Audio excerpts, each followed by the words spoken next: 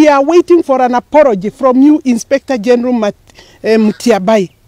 Wacha kututisha hapa ukituita uko Murang'a, uko Nyeri. Na mnagani wewe bwana? You better go back to school with your police officers.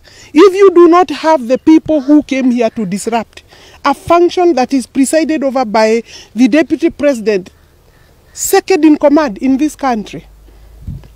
Tupeane heshima. Muache fujo. Allow democracy to thrive.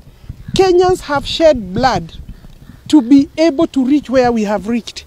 And I will not go to sanitize idiots who do not have any business summoning me. I believe that if clearly we are going that direction, incidentally, I want to see the report that says it is me and the member of Parliament for Kiharu that brought the people.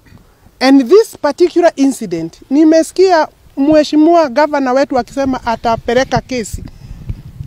Wewe peleka kesi before you take the case to court. Na hiyo ni sawa sawa. Wewe letea watu wa Keno, mkiwa na Sabina wareteeni pesa, you compensate their losses for the things that you did. I called the county commander, Kenywa, in this county. He did not think it was necessary. Of course, I don't know, he could be a friend of Mheshimiwa Dede Nyoro because they live nearby there in Kiharu. But he did not answer my calls to date. Even after this incident, no single officer of the government, I want to go public, no single officer of the government in this particular county has called me. Even our county commissioner. How then have they filed a report to the regional office that I could have anything to do with it?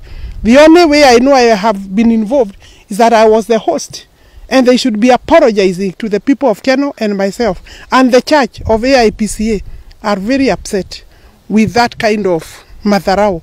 We know that Matiang'i, Kibicho, and the people have mentioned here, if our lives are under threat, if anything happens to me and Dede Nyoro, this should squarely lie in the Ministry of Interior, headed by Dr. Matiang'i and Dr. Kibicho.